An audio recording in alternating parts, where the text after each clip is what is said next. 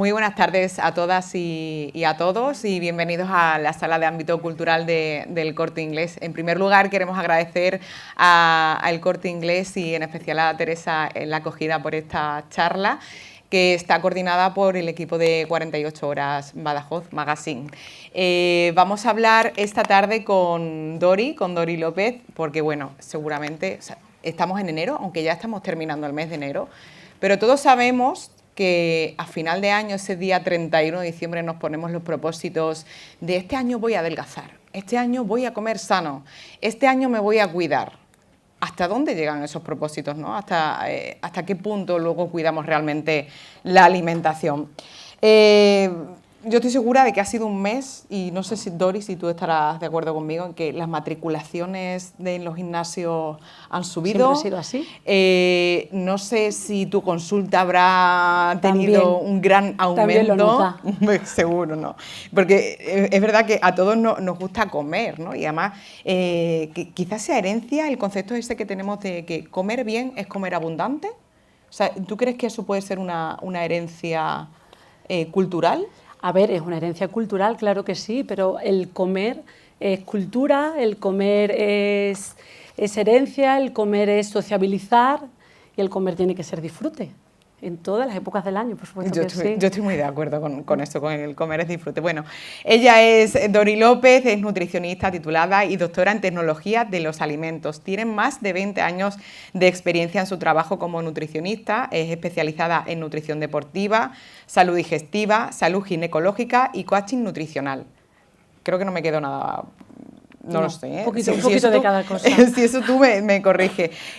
Dori actualmente tiene una consulta presencial en Badajoz, en su centro NOI Nutrición, que está en la calle Jesús Rincón Jiménez, por si alguien tiene interés. De todas formas, tenemos aquí unas tarjetitas por si luego alguien quiere acceder a ellos. Pero también atiende consultas online, acompañando a pacientes con distintos objetivos en alimentación y bienestar. Además, podemos encontrarla en redes sociales, que es muy activa, tiene recetas, nos da consejos, o sea, de todo. O sea, es que eres una mujer súper completa. Bueno, a ver, seguramente que no, y tampoco quiero estar en todo y a todo, pero hago lo que puedo. Lo que intento es, todo lo que hago, hablando desde mi profesión, lo intento disfrutar al máximo. Bueno, Dori, yo tengo una duda y seguro que el público que nos acompaña esta tarde se habrá preguntado: ¿por qué esta charla se titula Alimentación con sentido cuando comer suma salud y no obsesión? Bueno, lo primero de todo es porque comer desde la obsesión no es salud, es obsesión. Y además, como tú bien decías, ejemplo es enero. Yo sigo viendo en consulta, aunque mi filosofía de trabajo va por otros sitios, pero yo sigo viendo en consulta que gran porcentaje de las personas se siguen acercando a mi mundo, a la alimentación y a la nutrición, sobre todo desde el miedo, desde la culpa y desde la restricción. Y yo creo que una alimentación tiene que ir más allá, nos tiene que, por supuesto, aportar energía, pero nos tiene que aportar tranquilidad y bienestar. Entonces, comer con sentido es preguntarnos, sobre todo, ¿para qué comemos? ¿Cómo nos hace sentir lo que comemos? Y, en general, si lo que decido hacer, lo que decido elegir, me hace sentir cuidada. Al final, mi filosofía de trabajo está basada no en la perfección, sino el comer con sentido es comer, desde luego, con conciencia y responsabilidad, y luego hablamos, si queréis, de eso, pero tiene que ser sostenible. Y si no hay sentido, no hay sostén. Hay algo que no hemos dicho, pero hemos estado de acuerdo las dos en hacerlo así, y es que si en cualquier momento cualquiera de vosotros quiere hacer alguna pregunta, la puede hacer. No hace falta esperarse al final, no hace falta, no, aquí como en el cole levantamos la mano y atendemos las preguntas que tengáis. Que Dori además, yo estoy encantada. O sea, si esto no se convierte en solamente en nosotras dos, sino que intervenís, preguntáis y nos sacáis un poquito de la idea que cada una traemos de lo que queremos compartir, perfecto. Dori, ¿cuál es tu sello personal en nutrición y acompañamiento? Pues mira, yo ya partiría vendiendo mi sello como que mi sello personal no vende. Bueno, no vende porque... No me digas eso, porque yo siempre que he intentado hablar contigo decía, es que no puedo, estoy muy ocupada, termino a las 9. Sí, no sé qué. Eso ya, ¿ves? Eso es otra cosa que me tengo que trabajar. Pero a ver, Podría deciros, si hablamos de sello personal o hablo de mi filosofía de trabajo, podría hablar de, bueno, pues eso, de trabajar desde el autocuidado, desde el respeto, desde la responsabilidad. Y fijaos, aquí ya muy al inicio, creo que me voy a quitar filtros y me voy a quitar máscaras. Yo me voy a quitar la máscara de justo como me has presentado antes, y es toda esa titulación. Sí que hay una titulación detrás, es una titulación que es necesaria, pero yo, además de nutricionista o además de tecnóloga, yo soy mujer. Tengo 42 años, sí es verdad que llevo 22 años jugando a ser nutricionista, de los 22 llevo 24 desaprendiendo a lo que aprendí en la universidad. Y yo también he transitado por lo que seguramente muchas y algunos, pero sobre todo las mujeres que estáis aquí, hemos sufrido y estamos sufriendo, y es esa violencia estética, es tener que trabajar la aceptación corporal. Y me gusta trabajar desde ahí porque a mí me enseñaron en la universidad, y así nos siguen pidiendo, que nuestro cuerpo es un recipiente que tenemos que cambiar. Y además nos venden que tenemos que cambiarlo a reducirlo. Y mi filosofía de trabajo, mi sello va un poco más allá. Y es independientemente del objetivo de la persona, y es totalmente lícito y respetable, yo lo respeto, que las personas quieran cambiar su corporalidad. Nuestro cuerpo es un recipiente que nos sostiene, que nos hace sentir, disfrutar y vivir. No solamente es algo que tiene que limitarse a ser reducido. Entonces, bueno, yo aquí aprovecho y sí que mi forma de trabajar o vendo, yo no trabajo desde dietas milagros, no vendo soluciones mágicas, no hago dietas estrictas, no vais a encontrar en mis servicios una dieta de cajón, ni tampoco os voy a mandar al último rincón del mundo a comprar un ingrediente con capullitos de Alelit. Hay personas, hay compañeras en Badajoz que lo hacen y lo hacen muy bien, pero si alguna vez decidís poneros en manos de alguien que trabaja desde la nutrición, informaros bien porque a veces os decepcionamos. Si buscáis otro tipo de tratamiento que no esté basado en eso, es en la libertad de elegir desde la educación y la responsabilidad. Si es desde ahí, sí. Si es desde sufrir dieta estricta, no soy la persona. Al final, Dori, también, o sea, el estar con un nutricionista pasa también como cuando vas al psicólogo, ¿no? O sea, que si tú no conectas con la persona, no sientes esa resonancia con su forma de trabajar, tu dieta en este caso, que bueno, para mí no sería dieta, ¿no? Sino el aprender a alimentarse, no lo vas a interiorizar igual. Claro, por eso ahí tenemos que darnos oportunidades. O sea, y abro un pequeño paréntesis, también dieta, es decir, yo soy especialista en patologías y hay en patologías que es que hay que hacer cosas muy cerradas y muy limitadas en cuanto a grupos de alimentos y demás. Pero bueno, así en general, yo creo que aquí la base es esa, darnos la oportunidad, igual que como tú has dicho, psicología. Si creo que necesito a un especialista, de la nutrición para que me ayude y me guíe, buscáis y poneros en manos, pero si la especialista, voy a hablar en femenino, porque además en Badajoz la mayoría somos mujeres, si una vez que te pones en manos de una especialista, que puedo ser yo por supuesto, no te ha ayudado, crees que no te ha escuchado, no es la fórmula que estabas buscando, sigue dándote la oportunidad de buscar a otra persona. Porque además otra cosa que pasa, y mucha culpa tenemos los nutricionistas, porque así nos enseñaron, y los sanitarios en general, es que estamos muy educadas y educados en buscar el problema, si hay un problema dentro.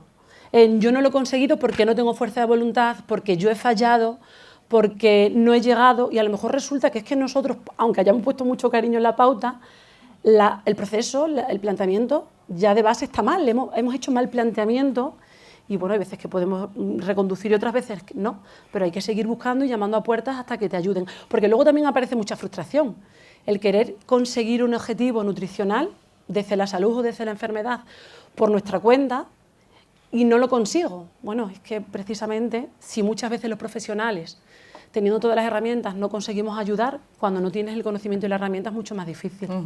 Dori, vamos a hablar de mitos y errores, porque, bueno, como hemos comentado al principio de esta charla, enero, las dietas detox, el plan 7 días, alcachofa, la dieta de la piña, la dieta de la espinaca, ¿no? O sea, ¿quién no ha escuchado de aquí alguna vez esa dieta que nos va a desintoxicar de todo lo que nos hemos zampado en Navidad? ¿Quién no ha hecho alguna vez ¿quién no ha hecho alguna dieta milagro? De esa, ¿no? Baja 7 kilos en 7 días, ¿no? Por ejemplo, que hay muchas. Y más ahora, en la era de Internet y de las redes sociales, más todavía. ¿Cuál es tu opinión sobre esos mitos acerca de la alimentación, de las dietas milagros, de la pasta si la como me engorda, los carbohidratos, el pan, todo lo rico? A ver, todo lo rico engorda. Todo lo rico engorda. Aprovecho y, por ejemplo, ¿no?, que os he dicho, que levante la mano quien no ha hecho una dieta milagro. También que tengáis claro que cualquier reflexión, cualquier pregunta que os haga siempre va a ser libre de juicio, es decir, es que quien no ha hecho una dieta milagro y si la ha hecho, pues oye, ni eres mejor ni peor persona, es que vivimos en la sociedad en la que vivimos. Yo partiría por plantearnos qué es un mito. Es decir, ¿de dónde viene el mito? Porque al final el mito es una realidad que hemos acogido, ¿no?, como verdadera, sin que se haya demostrado que es así, o que se ha demostrado a posteriori que no era así, pero ya no nos dejan escuchar la realidad. Entonces, para mí un mito es algo que no desaparece porque crea moda. Algo que es moda crea necesidad y la necesidad vende y ahí aparece el negocio. Entonces, de los mitos se crean muchos métodos milagros, como tú bien has dicho. O sea, ya hace muchísimo tiempo que se demostró que aquellos estudios que dijeron que la pasta engordaba estaba totalmente sesgado, quiere decir, había muchos factores que no se habían estudiado. A día de hoy todavía hay especialistas, pseudoespecialistas, que siguen vendiendo su método de adelgaza en 7 días quitándote los hidratos de carbono. Y como eso mucho más, por ejemplo, lo que me has dicho de las dietas detox. ¿Qué es una dieta detox? Bueno, pues al final somos seres muy completos, tenemos una fisiología muy sabia y nuestro propio cuerpo sabe eliminar nuestros tóxicos. Y además no hay nada más detoxificante que descansar, que hidratarse, que quererse, que hablarse bien, que mantenerse más o menos activos, que no es hacer deporte de competición, sino un poquito, ¿no? Dori, y de nutrición deportiva, ¿sí? Que también llevas, ahora lleva muchos años de moda, pero todo el tema de la suplementación, de estas pautas que llevan los deportistas, ¿cómo enfocas tú eso? Bueno, primero te hablo de la nutrición deportiva y dentro de la nutrición deportiva te digo cómo enfoco o cómo vivo y cómo se vive el tema de la suplementación. Y ahí os digo que tengáis un poco de vista y que leáis qué hay detrás de esas necesidades que se crean. Al final la nutrición deportiva es adaptar la alimentación a la actividad física que hace la persona con la intensidad, la frecuencia que sea. Claro, pero adaptar la alimentación pasa por aprender qué es lo mejor para mí, incluso cuando no estoy haciendo deporte. Es decir, ¿cómo voy a saber cómo tengo que adaptar mi alimentación para que siga siendo saludable, completa, nutritiva y satisfactoria si no sé la base? Entonces, para mí trabajar nutrición es trabajar primero desde la base. Enseñar a esa persona cuáles son los mínimos exigibles, los mínimos, para que haya un aporte de todos esos componentes a nivel nutricional y emocional. Y luego a partir de ahí vamos a adaptar entre diferentes grupos de alimentos. Si no se llega, pues por ejemplo, pues quienes corren, cuántos más hidratos de carbono tienen que tomar en días X de competición, quien hace deporte de fuerza, cómo hay que adaptar proteínas. Y el último, y no siempre indispensable, escalón de intervención sería la suplementación. ¿Vosotros creéis que quien no tenga un trabajo y un sueldo base, la paga extra le sirve de algo? ¿Le da alegría la paga extra? Una persona que está en paro y le dicen 2 veces al año te voy a dar una paga extra, piensa, bueno, pues la paga extra va a tapar huequitos, ¿no? La suplementación es un poco igual, es un extra. Pero si los escalones inferiores, la base, no está bien cubierta a nivel alimentación, la suplementación no va a hacer otra cosa que tapar huequitos y no va a tener ese factor. Ahora bien, la suplementación muchas veces como punto de partida es necesaria, porque a veces que nos encontramos con déficits bastante severos de nutrientes, en casos fisiológicos concretos, y en nutrición deportiva, cuando hay unas condiciones muy exigentes también.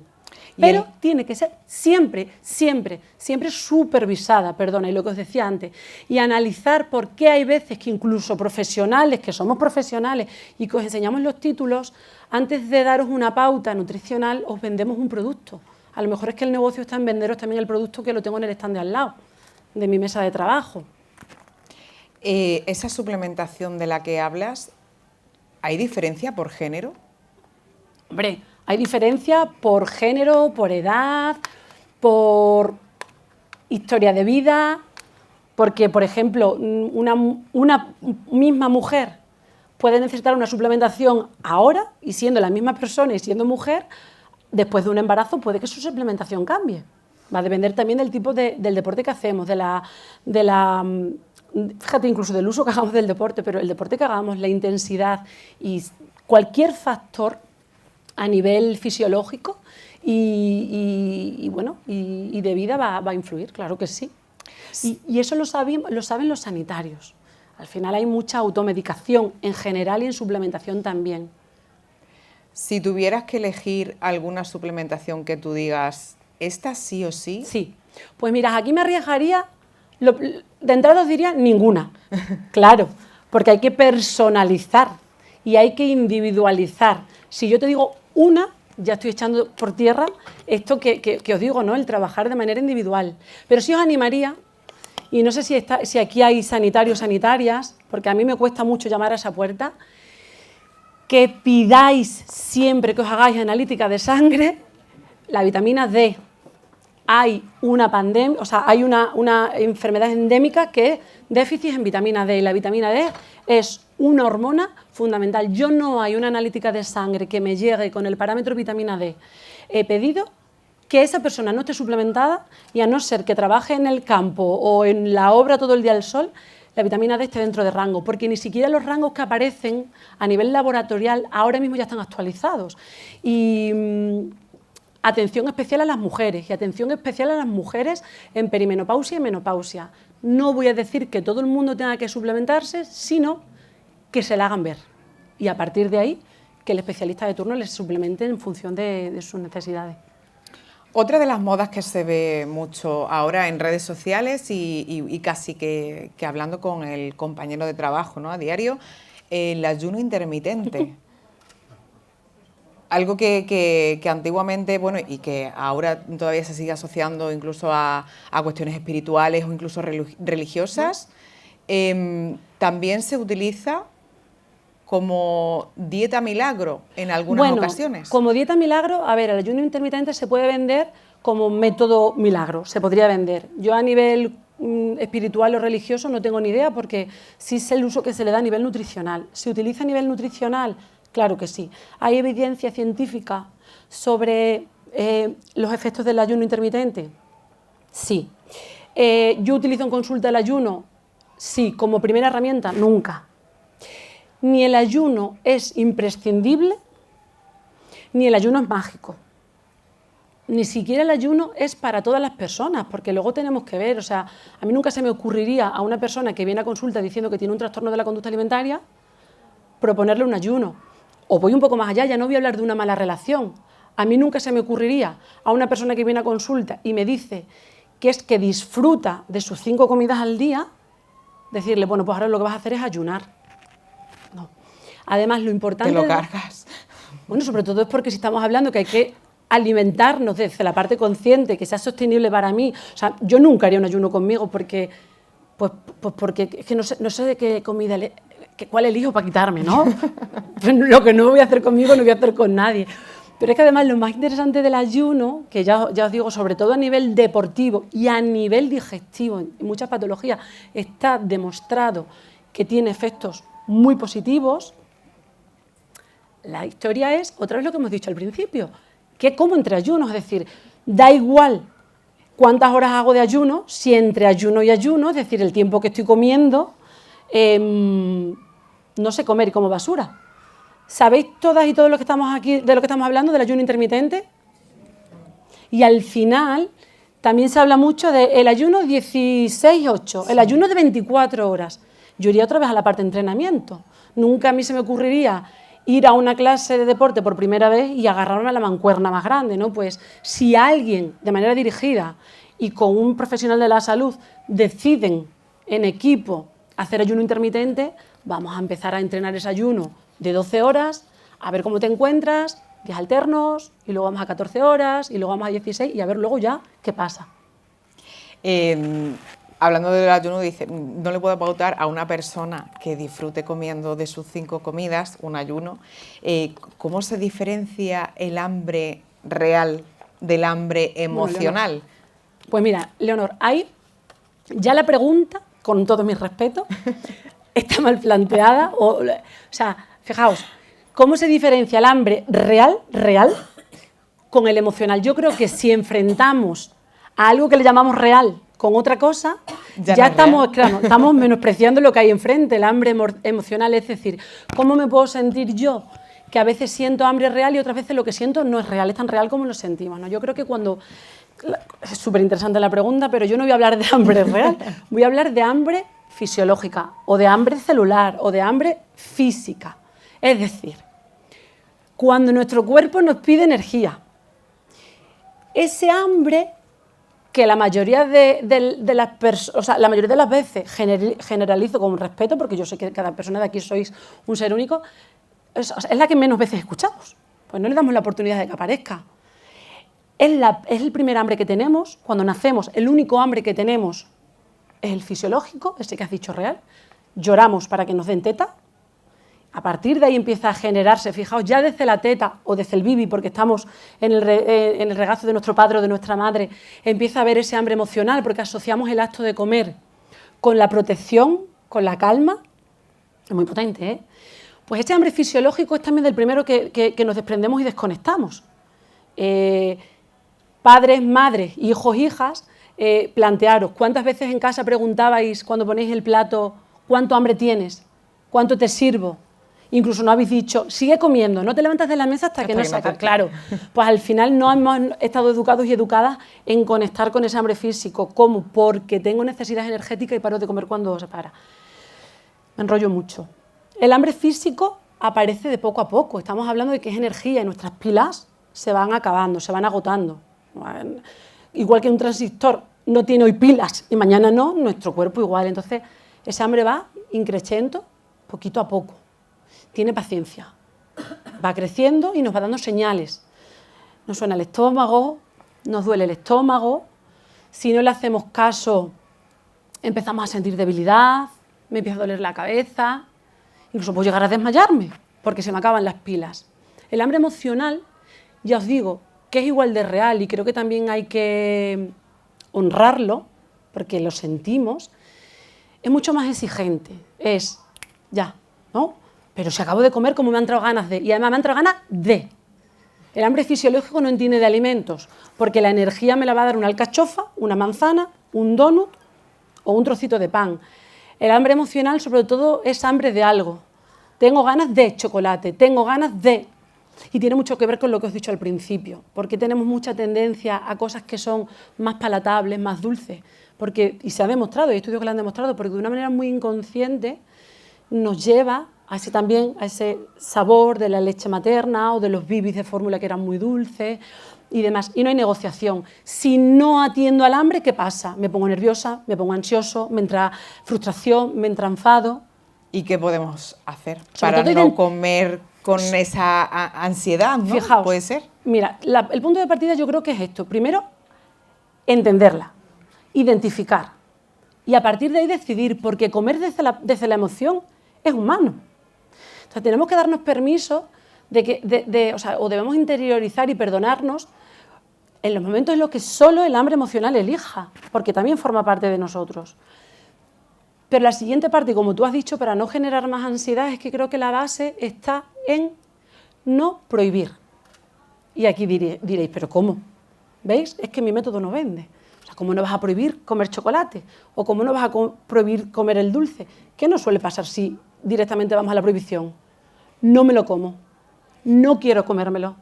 Esto me lo prohíbo, que al final aparece como más ansiedad, la ola del donut, y eso ya no hay quien lo surfee. Creo que es Vale, darme permiso de solo el donut me va a quitar las ganas de donut, pero intentar sumar otros alimentos y otras herramientas. ¿Qué me lo ha provocado? El aburrimiento. Bueno, pues además del donut que me va a entretener, ¿qué otras cosas puedo hacer para salir del aburrimiento?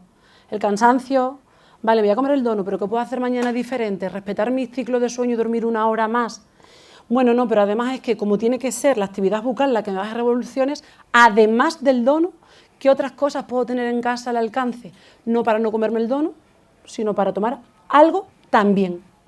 Conseguimos así, porque al final va de la mano, y es mágico, y cuando llegamos a esto, y se llega, y algunas de las que estáis aquí sentadas me conocéis y sabéis que se consigue, que al final lo demás viene solo. Dices, pero ¿y cómo puede ser si tengo donuts en casa, no me lo prohíbo y ahora no me los como? ¿O cómo puede ser que, porque en las otras elecciones son mucho más coherentes con la emoción que lo provoca y al final si la emoción es escuchada, todo va a fluir? Donde yo abriría un melón. Y es la gestión emocional. Cierto es que desde nutrición no se trabaja. A mí me parece muy importante lo que has dicho y es la ansiedad. O sea, no pasa nada porque en situaciones que yo preguntaría qué es la ansiedad, porque al final la ansiedad puede ser algo genérico que lo están provocando otras emociones, agradables o desagradables, porque puedo estar muy ansiosa de la felicidad que tengo, ¿no? Utilizar el alimento como gestión emocional, como herramienta para gestionar esa emoción, no está mal, siempre y cuando no sea mi única herramienta. Pero esa gestión no se trabaja desde nutrición. Desde nutrición lo que podemos hacer es no sumar más ansiedad. Enseñaros a identificar esos tipos de hambre, incluso enseñaros a elegir, además de esos alimentos, otros alimentos. Pero esa gestión se hace desde psicología. Quienes me conocéis siempre pongo un ejemplo, y creo que es un ejemplo muy gráfico, y aquí tenemos una mesa. Aquí la alimentación, en ese comer emocional y en esa ansiedad, o la nutrición, sería lo siguiente. En un momento de nuestra vida, visualizad que habéis puesto una mesa en casa y esa mesa tenía una utilidad y tenía una función, pero ahora, pues porque vais más rápido, pues porque tenéis que pasar más veces por ahí, cada vez que pasáis por la mesa os dais un golpe, sale un moratón, cojo el trombocis y me coloco, trombocis en el moratón, vuelvo a pasar, cojo trombocis, vuelvo a pasar. Desde nutrición podemos ayudaros a tomar conciencia de qué te hace coger el trombocid, qué te provoca comer siempre trombocid. Puedo enseñarte o abrirte los ojos, además del trombocid hay estas otras cremas, pero quien nos va a ayudar de verdad, no a poner el parche, sino a tomar conciencia de que hay una mesa, que a lo mejor la mesa no hay que quitarla, hay que tomar conciencia de esa emoción, que sería la mesa, porque está ahí, que me la provoca, qué puedo hacer con ella para no chocarme siempre de la misma manera. Se trabaja desde psicología y no desde nutrición. Que volviendo al inicio de nuestra sesión, también ahí se basa mi filosofía de trabajo y es la honestidad y saber derivar. O sea, hay muchas personas que en consulta siguen conmigo porque confían que la nutrición es el punto de partida, pero por suerte, porque cada vez hay menos mitos, o sea, menos miedos a hablar de psicología, siguen, pero a mucha gente le digo, el trabajo de base, o lo que siempre suelo decir es la directora de función o de escena, la directora de teatro no soy yo, tú eres la actriz o el actor principal, la directora tiene que ser psicología y luego yo entro cuando la psicóloga diga, ahora es tu momento de entrar en escena. O sea que a la pregunta de si hay factores externos que nos puedan influir a la hora de comer, claramente es que sí. Claro que sí, pero tenemos que convivir con ellos porque somos seres sociales. O sea, al final, ¿qué es salud?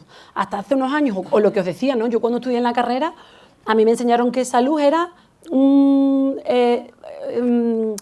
la ausencia de enfermedades. Era un bienestar físico, ausencia de enfermedades. Es que a día de hoy la salud la vamos a contemplar como bienestar físico, social, psicológico, social también, no solo la ausencia de enfermedades. Entonces, factores externos, claro, y tenemos que aceptarlos. Y también tenemos que aceptar que Mr. Wonderful ya está desfasado. Es decir, eso de querer es poder no siempre es así, porque no seríamos compasivas con nosotros. Saber te da poder, pero no siempre el saber y el poder te lleva a ser capaz siempre. Por eso, porque porque el cansancio o la falta de descanso influye, porque las relaciones sociales influyen. Porque hoy he tenido un mal día, ¿no? Porque hoy he tenido un mal día. Claro, que luego ahí ya iríamos a... Otra cosa es, o sea, puedo decir, pues mira, hoy he tenido un mal día y no soy capaz de hacer nada diferente, y muy distinto es, hoy he tenido un mal día, me lo como porque me lo merezco. Bueno, decide, si quieres comértelo, lo que decía al principio, el sentido es, si quieres comértelo, analiza desde el para qué. Porque lo que más te mereces en un mal día es que la alimentación te cuide, no solo desde la parte satisfactoria, pero a ver si puedes buscar un equilibrio desde la parte también nutritiva, que te desinflame, si va oxidada por la vida, pues que sea antioxidante, buscar un poquito los dos caminos. El equilibrio. Hombre, total. Sí, es que el equilibrio, yo diría la flexibilidad. Hay que ser flexible y hay que ir adaptándose, porque si no somos flexibles en la vida y por supuesto en la alimentación, los cambios no van a ser sostenibles porque nos rompemos por el camino. Tú hablabas al principio de los propósitos de nuevo año y yo siempre animo a hacer la lista de antipropósitos, porque al final son tantas exigencias las que nos ponemos que a lo mejor lo que falla o quien falla no soy yo. Yo como usuaria, no ahora como Nutri, que también como Nutri seguramente, o sea, lo que falla es la de cosas que me he propuesto hacer porque además hay modas y mitos que me han dicho que tiene que ser así. La autoexigencia, que también nos viene de la publicidad, de las redes sociales, de la televisión, los medios de comunicación, aunque me estoy echando yo encima, pero es así, ¿no? O sea, ¿de qué manera nos influye todo lo externo, ¿no? O sea, nosotros vamos a un supermercado, el marketing, ¿no? A la hora de vender los alimentos, nosotros vamos a un supermercado y bueno, yo creo que es que esto lo vemos a diario. Me cuesta más barato comprarme una caja de donetes que un pan de masa madre. Ya. Y luego ahí cada persona tiene que decidir. O sea, creo que tenemos que poner una balanza. O sea, fíjate, yo lanzaría la pregunta que ella me ha hecho, ¿no? ¿Cómo influye la publicidad o el marketing? Yo os pregunto aquí y cada uno de vosotros os influye de una manera diferente, pero influye. Y creo que independientemente de dónde nos influya, tenemos muy asociado, ¿no? Tenemos claro que al final la publicidad y el marketing, y si hablamos de alimentación, que es lo que estamos tratando hoy aquí, sobre todo lo que nos vende son emociones. Es alimentarse y ser feliz, la felicidad, el éxtasis, la necesidad de tomar ciertos tipos de alimentos con ciertas connotaciones, y demás.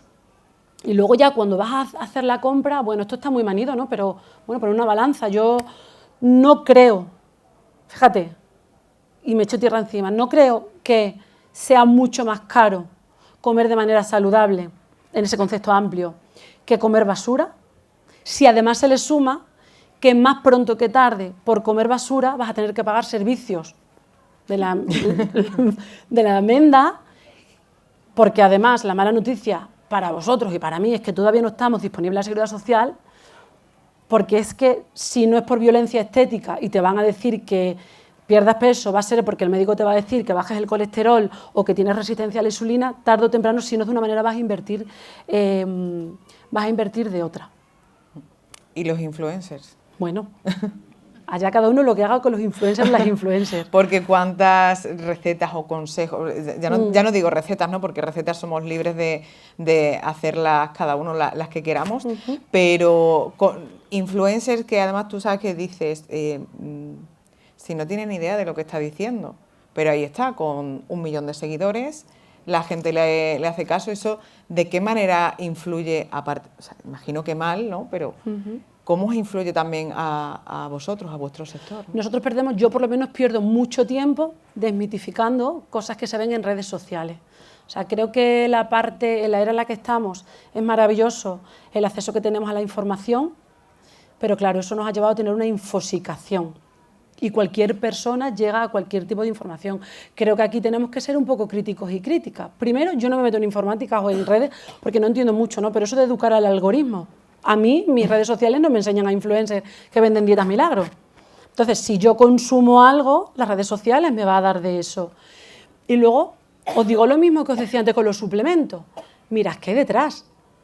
Porque no quiero decir que tengáis que pedir el título universitario a cada persona que vende cosas, porque a mí nadie me pide mi título en mis redes sociales, ¿no? Pero sí, porque le ha dicho fulanita que es lo que sea.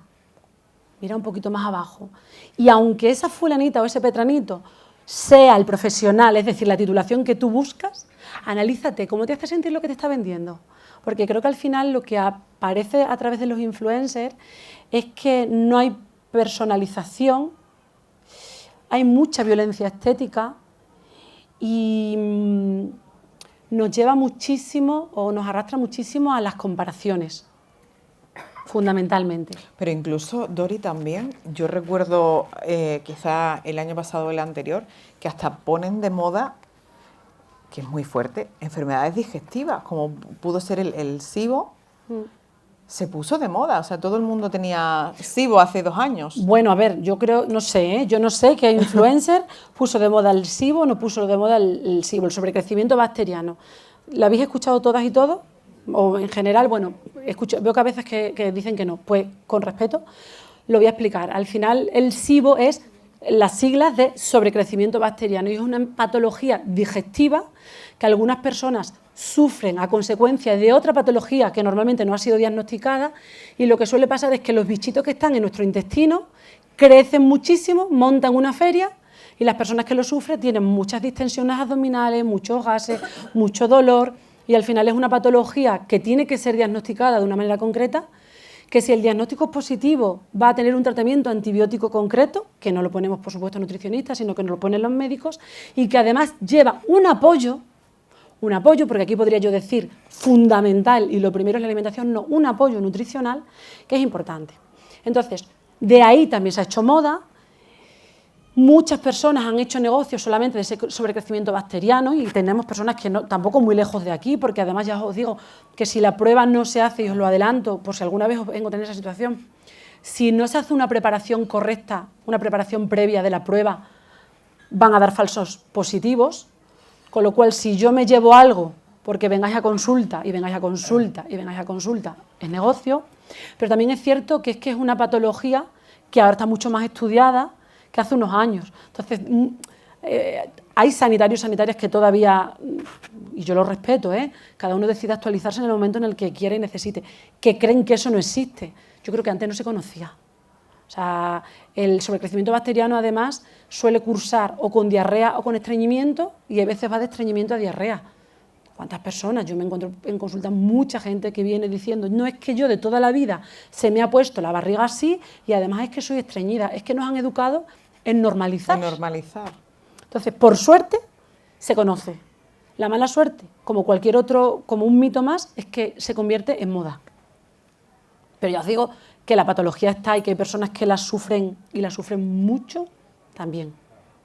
Convertir en moda una enfermedad, que son Total, palabras mayores. Total, convertir en moda una enfermedad, o por ejemplo se me viene a la cabeza un ejemplo que a veces pongo cuando doy los talleres allí en Centro Noy o donde sea, cuando hablo de por qué soy antidietas y por qué las dietas no funcionan, y pongo ejemplos muy rápidos de dietas milagros, y siempre digo que no voy a hablar de cada una de ellas, sino en general. No sé si lo habéis escuchado, pero es que, y yo eso lo encontré preparándome de las charlas y leyendo, es que se ha llegado a vender la dieta de la lombriz.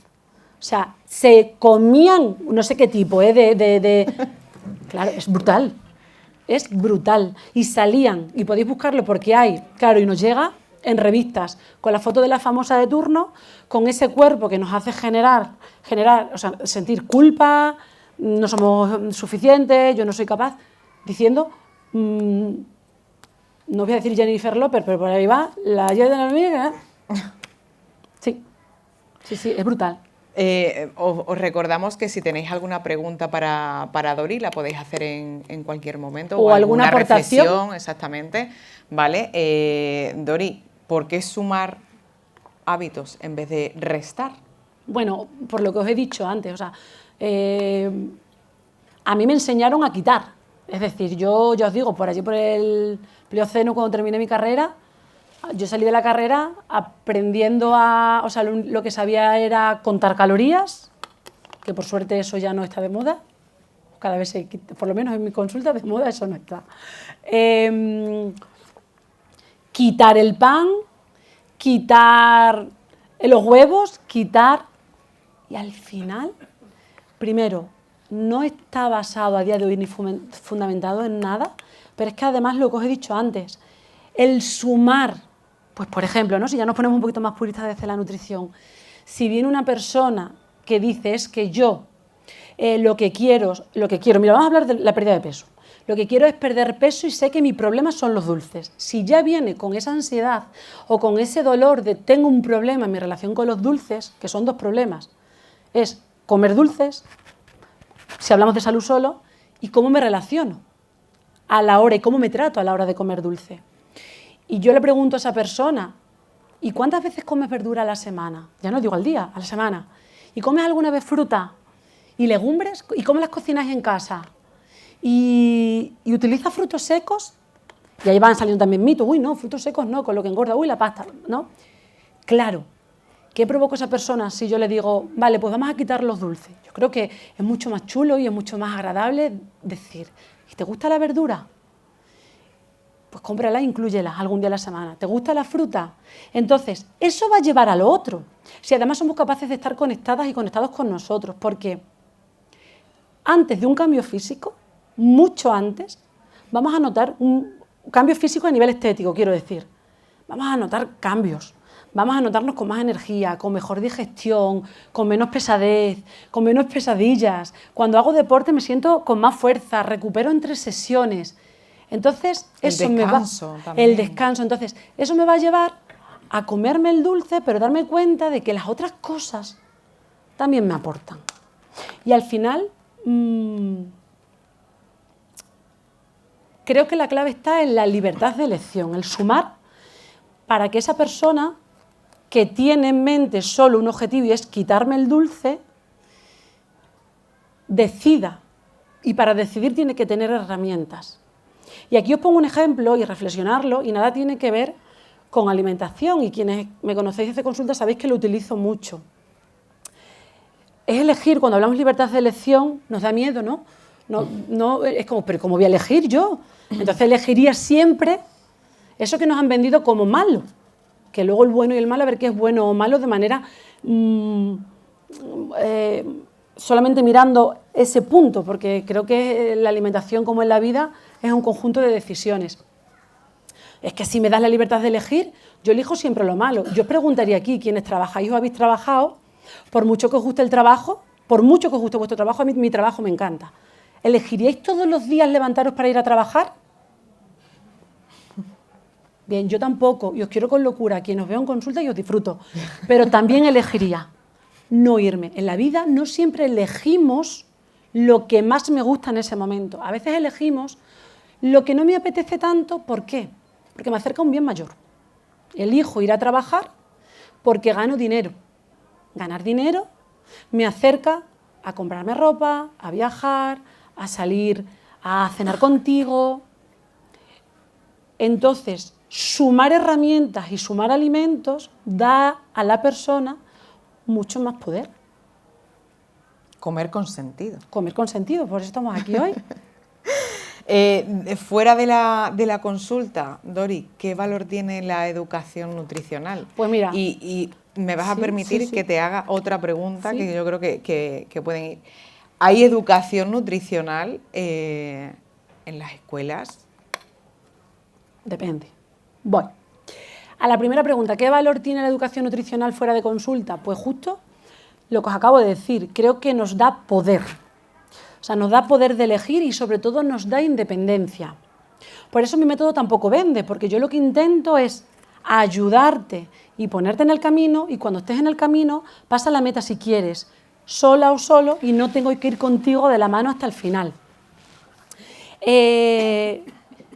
Con lo cual, trabajar desde la educación nutricional y ya llevarla consigo nos da la posibilidad de no estar siempre pendiente de un profesional.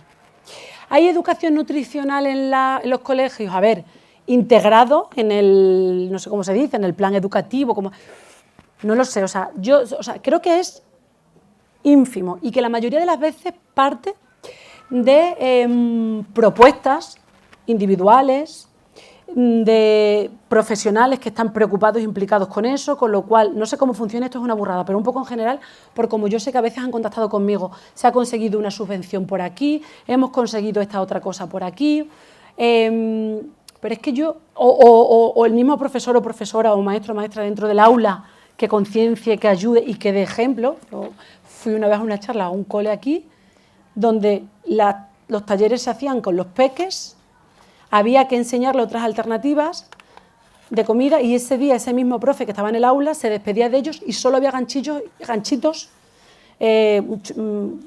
gusanitos de estos así, fritos y Fanta de naranja, ¿no? Yo iría un poco más allá, ya no a los maestros maestras, sino que creo que la educación nutricional debería empezar en casa y en casa con los padres y las madres. Ya también os adelanto, no trabajo nutrición infantil ni trabajo con menores de edad, porque creo que el trabajo hay que hacerlo desde la raíz. En casa. En casa, con el ejemplo, con esa educación nutricional como adulto responsable o adulta responsable que también he transmitido otros valores a mi hijo o a mi hija.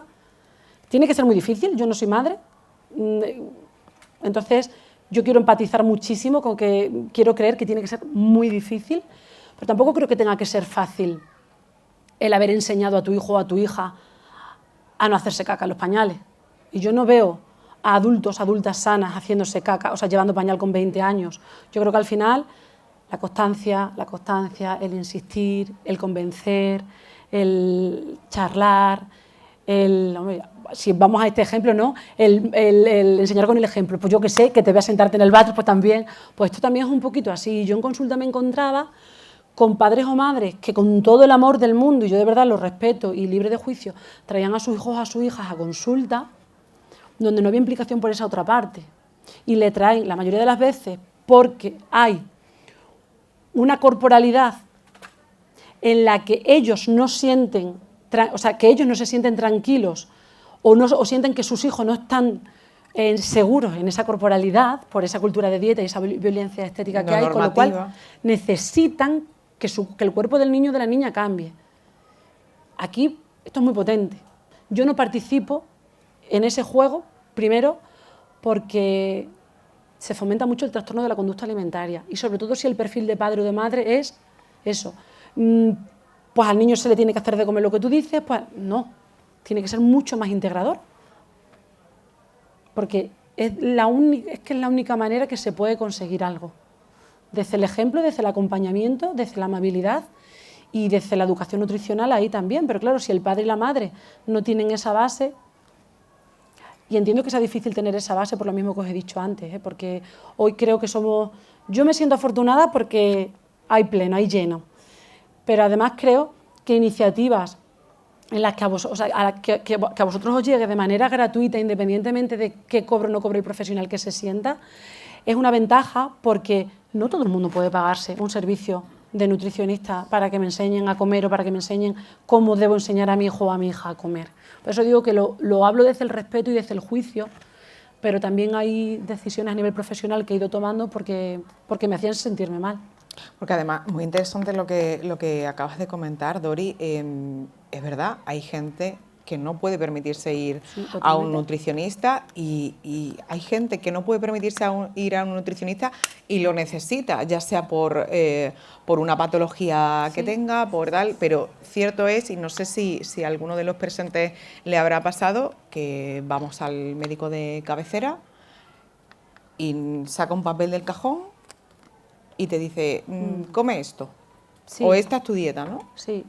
¿Hasta qué punto es o sea, que esa integración de la que tú hablas llegue también a la medicina accesible? A ver, yo aquí intento ser muy empática y comprensiva con los sanitarios y las sanitarias que están en consulta batallando con eso. O sea, claro, si los datos, no estoy muy actualizada, pero hace 2 años poco ha podido, o sea, no ha cambiado a mejor seguro, pero hasta hace 2 años el 48% de la población española no podía pagarse servicios de nutricionista general. Entonces ya ahí hay un problema de base. Entiendo perfectamente, o sea, y el otro problema de base es que muchas enfermedades, aunque son multifactoriales, uno de los factores fundamentales a modificar es la alimentación. Entonces, ese sanitario, esa sanitaria, ese médico o médica de atención primaria o especialista en la rama que sea, que cree fundamental que una persona tenga que cuidarse desde la alimentación y sepa que no tiene capacidad económica, el recurso que tiene es el que tiene.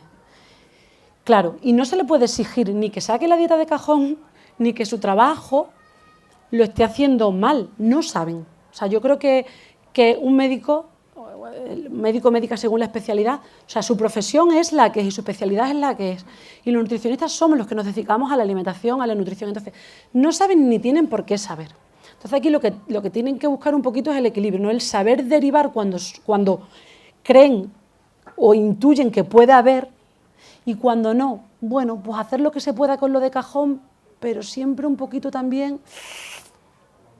A mí lo que me da miedo de eso no es la dieta de cajón, sino el mensaje que se le da a la persona que está enfrente. Y desde dónde se le da esa pauta. Y sobre todo desde, que es que todavía, y de verdad es que esto es muy general, pero que todavía se sigue sacando la dieta de cajón y entregándola desde el juicio. Es que tú lo que tienes que hacer es, a mí hasta hace muy poco, una persona que vino a consulta, y ha venido solo una vez, de Lobón, vino a consulta porque sus hijos y su marido son personas con obesidad y con muchos problemas asociados, y ella, de un año para acá, a nivel analítica se ha descompensado todo. Tiene colesterol, tiene el colesterol alto, los triglicéridos altos, el azúcar cada vez va más, y venía a consulta desesperada porque ella no sabía qué podía cambiar, porque es una tía muy responsable, porque la conozco también por otro lado, muy responsable, cuida su alimentación, cuida la alimentación de su familia, le gusta el deporte, y sin embargo el médico le dijo, mira señora, usted lo que tiene que hacer es cambiar la forma de comer y cómo comen en su casa, tome, llévese la dieta. Y esa mujer lo que tenía es una cosa que se llama menopausia. Y no se le había ocurrido al sanitario o la sanitaria preguntarle, ¿cómo anda usted de regla? ¿Quiere decir que la ausencia de regla va a ser ahora la justificación de todos nuestros males? No, pero también se ha demostrado que la ausencia de estrógenos nos hace que perdamos un seguro de vida brutal. Entonces, ¿cuánto de necesaria es la pauta de cajón? No lo sé, pero ese juicio o el creer que esa persona está mal y que todos a su cargo tienen una corporalidad que a ese hombre le molestaba, es donde está el problema. Me estoy enrollando mucho por cada pregunta, puede ¿no? generar más patologías. Sí, hombre, claro. Pues imagínate, esta mujer se puso a llorar en consulta y a mí me dio las gracias solo porque puse nombre a lo que quizás le estaba pasando y puse en valor lo que ya traía puesto de alimentación. O sea, con esa persona lo único que hice fue sacarle purpurina a los hábitos de alimentación que ya traía. Y si esa persona no tiene la posibilidad de pagar la sesión que hizo conmigo, o se pone en manos de otro profesional con otro tipo de trabajo, pues desde esa desesperación, desde esa frustración, desde esa sensación de estoy haciendo algo mal y estoy fallando, me estoy fallando a mi familia, pues hubiera derivado en una mala relación con la comida, en trastornos, o sea, en atracones, pues no sé, pues no sabemos. ¿Cuál es la pregunta que más te hacen tus pacientes? Pues hay preguntas muy interesantes, pero seguimos ahí, todo lo que venimos hablando, seguimos ahí en el esto engorda, esto es bueno o no es bueno, pero ¿qué es mejor? ¿Y esto me lo quito? Claro. ¿Cuántas veces? ¿Cuántas veces? ¿Pero cuántas veces? Gracias, Domi. ¿Pero cuántas veces? ¿No? Entonces, claro, no tengo respuesta a ninguna de esas. O sea, ¿esto engorda? ¿Engorda el pan? Pues si nos alimentamos solo a base de pan, a lo mejor no. ¿Esto es bueno? ¿Para qué? ¿Para quién? ¿Desde dónde lo comes? ¿Cómo te hace sentir? Es que el bueno y el malo tiene que ver con moralidad o con religión, como decías antes, pero no hay alimentos buenos o malos per se. Puede haber alimentos con mayores características nutricionales, con diferentes densidades energéticas, si nos ponemos técnicas, que estén más, que la suma de mis elecciones nutricionales estén más alineadas con mi salud y con mi objetivo de vida. Pero solo un alimento es bueno o es malo, o incluso que yo me identifique a través de ese alimento concreto. De hecho, no hagáis con vosotras y con vosotros lo que os pido que no hagáis conmigo. tenemos asociado, por ejemplo, una hamburguesa del burger como algo malo, ¿no? Y comerme la hamburguesa del burger es algo malo y qué poco responsable soy. Pues yo os pido que si alguna vez me veis en el burger me saludéis, porque no me voy a sentir juzgada, ni voy a sentir, y esto también lo he trabajado, ¿no? Ni voy a sentir que me miréis con ojos de peor nutricionista, porque nos falta contexto. O sea, bueno, pues a lo mejor ese día estoy en el burger porque hace mucho tiempo que no veo a Domin y es en el único sitio que hemos podido coincidir y estoy disfrutando con él, o el ejemplo que os ponía el otro día, ¿no? Hace un rato, en una charla, en una formación, en mitad de la formación yo saqué un donut y me lo empecé a comer y ofrecí donuts y me preguntaban, ¿hay truco? Esto era un poco para tantearnos y para trabajar y para desmitificar. Bueno, es que a lo mejor resulta que yo he llegado a esa formación directa del hospital, que tenía un familiar que no me podía mover de la cama, no puedo faltar porque es mi trabajo y me acerca un bien mayor, y lo único que me ha dado tiempo es sacar de la máquina expendedora un donut y es lo primero que entra en mi cuerpo, tú me estás juzgando y diciendo además que ese donut es malo. Ese donut me va a hacer que yo sea capaz de dar la charla de hoy. O simplemente porque ese día te apetezca comerte un donut. Sí, sí, claro. Y ya está. Hombre, siempre que cuando no te atiborres de donuts y no lo tengas, digamos, como costumbre. Bueno, ¿no? y si decides atiborrarte de donuts, que seas tú quien lo decidas. Que tengas claro los pros y los contras. Y sobre todo que si al final decides hacerlo, no lo hagas desde la culpa. Y que si luego aparece la culpa, analicemos qué nos estás diciendo la culpa, ¿no? Yo antes decía eso de la culpa no nos ayuda, no nos dice nada. Gracias a también mi trabajo personal con una psicóloga, quiero decir, mi terapia, he aprendido que claro que la culpa nos da mucha información y hay que escucharla, y además la culpa nos mantiene, ¿no? Parece que nos mantiene un poco a flote en esto de la alimentación. Si me como un donut y luego no me siento culpable, parece que entonces me voy a comer todos los donuts del mundo. Si quieres atiborrarte, pero entiende. Y luego también ser consecuente. Al final tenemos que ser consecuentes con nuestras decisiones y con nuestros actos, y esto lo digo desde el respeto, que tampoco pongo en juicio a aquellas personas que deciden atiborrarse de donuts, que no son capaces de hacerlo de otra manera o no saben hacerlo. No sé si alguien tiene alguna pregunta para Dori, que ella está deseando responder las preguntas del público. ¿Qué es comer bien y qué es comer mal? Pues justo lo que os he dicho antes, o sea, para mí no hay una respuesta de qué es comer bien o comer mal. Yo diría, fíjate, solo te voy a contestar a qué es comer mal. Comer mal es hacerlo desde el castigo, desde el juicio, desde la crítica, desde el no escucharnos. Y voy a poner 2 ejemplos en qué es comer bien y qué es comer mal sin contestar, y decidís vosotros, ¿no? Podéis visualizar algo que podemos relacionar con comer bien, pues lo que os he dicho antes, un grupo de amigos, ¿no? Mi amigo Domin y 4 más. Y todos con una ensalada delante y con esta cara. Y ese mismo grupo de amigos con las pizzas del Telepizza y así. Bueno, ¿qué es comer bien o qué es comer mal? Depende del prisma desde el que lo miremos. A nivel nutricional, pues a ver qué nos aporta, pero es que esa parte de emoción, de satisfacción, de compartir y social, también creo que es muy importante. Y es que es el conjunto de las acciones. No hay una única contestación para eso. ¿Qué es comer bien y qué es comer mal? Creo que comer bien es comer desde la autoescucha y desde el darse permiso también. No hablo simplemente de comerte una hamburguesa, por ejemplo, que siempre decimos que es algo malo. Es comer lo que siempre se ha comido, es decir, un plato de lentejas. Ahora resulta que si te comes un plato de lentejas no es sano. Sí, si te lo comes con verduras, sí, si le mezclas el arroz, sí. O sea, creo que tenemos tal caos que no sabemos comer, ya no sabemos si es bueno o es malo, si es bueno comer las legumbres 3 veces a la semana, una, o solo una, si es obligatorio comer la verdura todos los días. Entonces, vale. Si Ahí comer verdura todos los días sí es bueno, pero si no lo Depende. como, Depende. A ver, yo creo, a ver si te doy respuesta. Si nos vamos a la parte purista de la frecuencia de consumo de alimentos, nos estamos dejando atrás. ¿Es bueno comer verduras todos los días? Bueno, claro, si en vez de una ración como 2, bien. Pero si no he comido verdura en mi vida y consigo comer verdura una vez a la semana, y para mí eso es lo sostenible ahora, es que a lo mejor tu punto de partida en el comer bien es, le está dando permiso a las verduras a estar en tu vida. Comer 3 veces legumbres a la semana, maravilloso, y son más, también. Incluso aprender a comer legumbres de otra manera y no solamente la cazuela, que me lleva mucho tiempo, que me aburre o qué tal. Pero es que hay personas que le sientan especialmente mal. A lo que voy con la respuesta que quiero dar es que tenemos que salir de esos consejos generales que sí que están basados en la ciencia, pero no en la práctica. O sea, a mí como me gusta trabajar es, por supuesto, respetar lo que dice la ciencia, y voy a trabajar siempre con pautas que dicen la ciencia, y la ciencia dice que comamos verduras, y yo voy a convencerte, y voy a trabajar contigo, voy a intentar que comas verduras.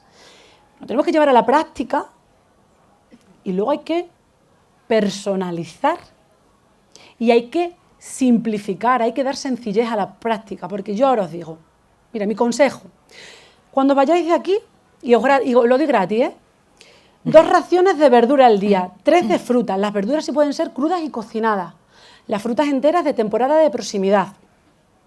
Además toma 2 días carne, blanca, roja, 2 días o 3 pescados, más azul que blanco, comed huevo que no sube el colesterol, 3 veces legumbres, cuidad el cocinado, beber 2 litros de agua al día, además que los cereales sean integrales, que en todas vuestras comidas y en vuestras cenas vaya verdura, proteína e hidratos en una proporción correcta, y si no tenéis suficiente, 8 horas del día de descanso, 10.000 pasos, además sube las escaleras del trabajo, haz deporte de fuerza y no pierdas el humor. Entonces creo que la clave está en tener en mente eso, pero luego ya llevarlo a tierra. Y para llevarlo a tierra a mí me cuesta mucho darte respuesta, porque es según cada persona. Si yo te doy una respuesta general, habrá personas que de aquí que se vayan con un peso muy grande, porque depende del punto de partida de cada persona. Había una... ¿Y cuál es la siguiente pregunta? Entonces no voy a dar respuesta a eso porque no tengo ni idea y no lo sé. ¿Los yogures? ¿Qué pasa? ¿Cuál es la pregunta de los yogures? Pues, ¿qué es lo que nos dices tú? Yo últimamente como uno al mediodía y otro por la noche. Bien, bueno, pues sí, los lácteos aportan muchísimo calcio, aportan mucha vitamina D, que antes hablábamos de la vitamina D. Entonces, si te sientan bien, te gustan y además tienes ese comodín en comida y en cena, pues maravilloso que lo comas. Es un ejemplo a lo que hemos hablado ahora mismo, ¿no?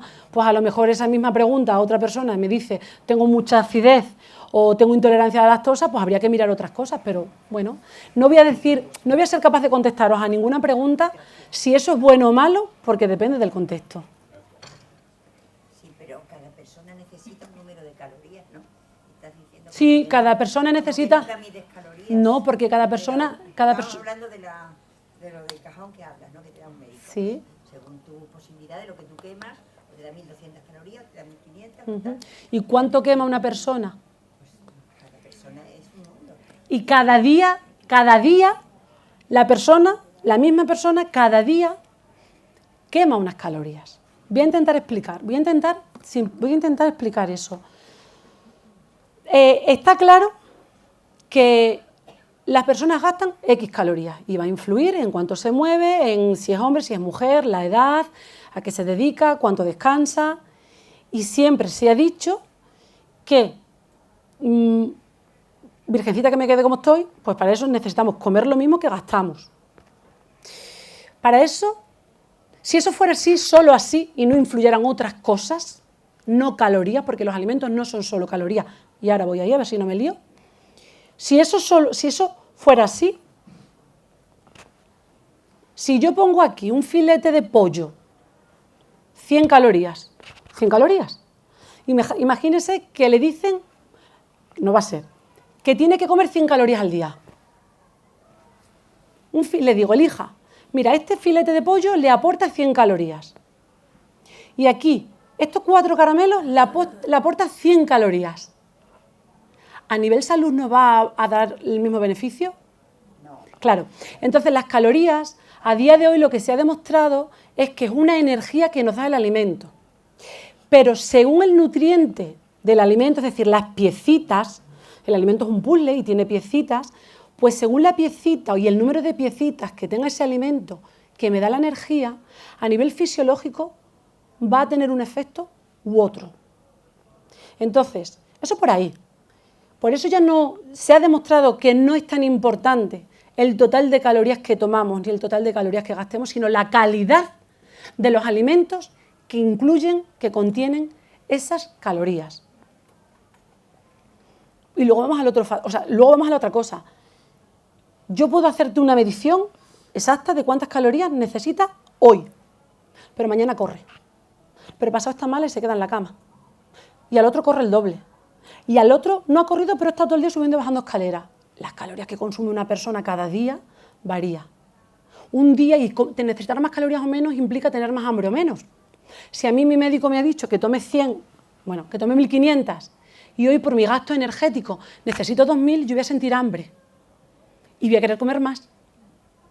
Y o no como desde el sufrimiento me genera ansiedad y va a venir el atracón, o como y me genera culpa porque me han convertido en un número. Por eso, claro que hay que trabajar desde la responsabilidad y el aportar, pero más que densidad energética, que es eso, la caloría es la energía que le damos a la célula, tenemos que hablar de densidad nutricional. Y si quiero elegir desde la parte más purista de la alimentación, elegir alimentos que tengan nutrientes que me aporten un beneficio extra. Además de aquellos que me aporten el beneficio de satisfacción. Uf. Yo utilizo más el plato saludable, la pirámide alimentaria, que ahí cuando queréis venimos otro día, hablamos de las diferentes guías de alimentación. Claro, porque tiene que haber de todo, que sea variada, que sea saludable. Eso es, pero sí, lo que pasa es que la pirámide está muy influenciada por la industria alimentaria, pero bueno, sí, pues si me gusta todo, si me sienta bien todo, si tolero todo, si no hay patologías asociadas, si tengo, aunque no me guste todo, no tengo el hábito, tengo la capacidad de trabajarlo e integrarlo, cuanto más variado mejor, claro. Todo se basa en el sentido. Nutrición con sentido está muy bien. O sea, Vale, me alegro. Y espero estar siendo coherente con el título. ¿Había más preguntas por allí? Da igual. Hay tres, ¿no? No, yo quería preguntar si la dieta vegana es saludable, siempre es saludable. Bueno, la dieta vegana, al final la decisión, primero de dónde viene la decisión. De que la dieta vegana es la alimentación basada solo en alimentos de origen vegetal. A ver que no me equivoque, o sea que no me pierda yo. Alimentos de origen vegetal y además que no hayan intervenido animales en su producción. Bien, bueno, si por decisión ética, si por convicción personal, si queremos llevarla a cabo, maravilloso. Una alimentación vegana puede ser totalmente completa. Hay muchas personas que necesitarían esa educación nutricional para que hubiera esa alimentación completa, con suplementación. Hay una suplementación básica que sí que habría que dar. Yo creo que el problema de la alimentación vegana no es quien decide pasarse al veganismo, que yo creo que ya el paso es muy responsable y suele ser muy consciente, suele haber mucha información detrás, no siempre, sino quienes no lo somos y asociamos que el veganismo solo es consumo de alimentos saludables. Ahí voy, porque una alimentación vegana se basa en el consumo de alimentos vegetal, pero hay alimentos de origen vegetal que tampoco tienen que tener calidad nutricional. O sea, hay grasas vegetales que no son sanas. Hay alimentos que por excesos o por déficit tampoco van a ser, y ahí nos meteríamos en la pregunta que me hizo antes Leonor, también del marketing y la publicidad, ¿no? ¿Cuánto me acerco yo a un alimento que me venden como vegano? Porque creo que para mí es mucho más beneficioso. Por ejemplo. Puede ser saludable si lo disfrutas, pero si lo como porque creo que al ser vegetal, todo lo vegetal va a tener el mismo efecto, pues igual que hablábamos antes, depende de la caloría y de dónde venga. ¿Cosita? Yo quería preguntar acerca de la suplementación, porque antes dijimos la vitamina D, pero también está muy de moda y la creatina. Muy bien. Me gusta mucho, sabía que la creatina en suplementación iba a salir, pero me gusta mucho el inicio de tu pregunta. Se ha puesto muy de moda. Hay que entender de dónde viene esa moda. Es decir, la suplementación de creatina, por suerte, se ha puesto muy de moda, sobre todo en cuanto a la población en general, sobre todo lo que nos incumbe a las mujeres. La creatina es una suplementación que se utiliza habitualmente en nutrición deportiva, se utilizaba habitualmente en nutrición deportiva. A día de hoy es uno de los suplementos más estudiados a nivel mundial, pero casi todos los estudios estaban hechos para nutrición deportiva. Y como la mayoría de los estudios hasta los últimos años estaba hecho además en población masculina. Entonces, es segura siempre que esté supervisada, esté pautada, esté en el orden correcto. Tiene un efecto o se sabía, lo que se había visto a nivel deportivo, es que da como ese extra de energía. si tenemos la base y tenemos nuestros músculos fuertes, porque esas otras, si tomo creatina para tener un entrenamiento, por ejemplo, más explosivo, mayor resistencia y demás, pero el chasis no me responde, porque yo me gaste el dinero en el gasoil plus, pues si el coche ya no pasa ni la ITV, de nada va a servir ese extra, ¿no? Pero en los últimos años además se ha visto que tiene un papel fundamental y muchos beneficios a nivel cognitivo, a nivel neuronal y demás, claro. Y sobre todo y por suerte se ha empezado a estudiar los beneficios que aportan las mujeres en perimenopausia y menopausia, por lo mismo que os decía antes. Cuando desaparecen los estrógenos, nosotros perdemos un seguro de salud. Y las cifras además así lo demuestran. Hasta, por ejemplo, el riesgo a sufrir enfermedades cardiovasculares es mucho mayor en los hombres hasta la que llega la edad media de la menopausia de la mujer, donde el riesgo se iguala. ¿Qué hemos perdido? Un seguro de salud, un seguro de vida. Pues igual que nos protegía de otras cosas, pues vienen efectos cognitivos o neuronales, como pueden ser, que os puede sonar, la niebla mental, la incapacidad de concentrarse, el cansancio crónico, los cambios de humor, y ahí se ha visto que va muy bien. ¿Quiero decir con esto que salgáis y todas y todos os compréis creatina? No, pero que lo tengáis en mente y que si tenéis dudas de que quizás sois un perfil que lo podéis necesitar, pues que os pongáis en manos de profesionales y que os ayuden. Pero también te diría lo mismo que he dicho antes, siempre y cuando las bases estén cubiertas, porque a nivel neuronal y cognitivo, si hay un déficit de magnesio, un déficit de vitamina D, un déficit de calcio, que son fundamentales, se me ocurren como otras, ¿no? Para las conexiones, una buena hidratación, que es fundamental para que nuestras neuronas y nuestras conexiones estén a tope con la COPE, pues por mucha creatina que tomemos, o eso vaya acompañado con un sedentarismo máximo, y ya no hablo de hacer ejercicio físico, sino que por lo menos tengamos actividad física, y actividad es el día a día. No es, el ejercicio físico es, voy a salir a caminar 3 días a la semana. Ya hay una intención, una planificación. La actividad física es, voy a ir al Corte Inglés a comprar andando. Y no voy a subir por las mecánicas, me voy por allí. Entonces, si no hay un mínimo, que eso ayuda muchísimo a todo lo de aquí y a todo lo que es aquí, la suplementación no tendría sentido. Nada. ¿No sube el colesterol? La creatina, hasta lo que yo sé, ¿no. Lo único que conozco es la creatinina, pero creatina no La creatinina no la miran en sangre, ¿no? Nadie ha oído nunca, la verdad, ahora. ¿Hay alguna pregunta Que más? sube el ¿Sí? Quería saber si es cierto que el tipo de alimentación que tengamos influye en la energía que tenemos y en el cansancio o no cansancio que podemos tener. Sí, claro, totalmente. Al final, es que lo que os he dicho antes, y es que yo no os estoy animando a que no os cuidéis de la alimentación, sino todo lo contrario, pero que cuidarse englobe también cuando aparecen decisiones desde otro lugar. Pero claro, es que la energía o la calidad de los nutrientes que yo elijo para dar energía a mi cuerpo va a hacer que me encuentre más energético o menos. Pero fíjate, me parece muy importante que tengamos en cuenta lo siguiente. A mí no me va a hacer sentirme energética, sentirme con más energía, solo tomar alimentos que me dan energía, o perdón, nutrientes. Porque nuestra máquina trabaja como un todo. Y los nutrientes o sea, hay una sinergia brutal. Simplificando mucho, los hidratos de carbono fundamentalmente nos dan energía. Las proteínas son nuestros ladrillitos del músculo y también nos dan energía. Pero luego hay otros 2 nutrientes, 3, que no nos dan nada de energía o muy poca, nada de energía, que son las vitaminas, los minerales y el agua.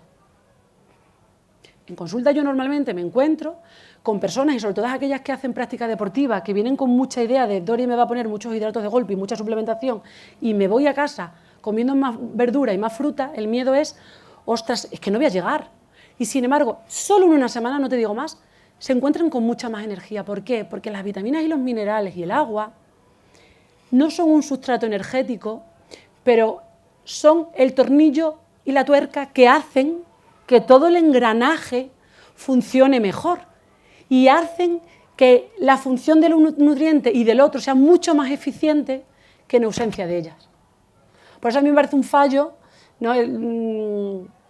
Que todavía haya personas que la nutrición deportiva la basen en arroz, pollo arroz, atún, huevo, porque el arroz pollo va a funcionar mucho más si es arroz, pollo, lechuga, por ejemplo. ¿Te he contestado? Gracias. Una última pregunta para Dori.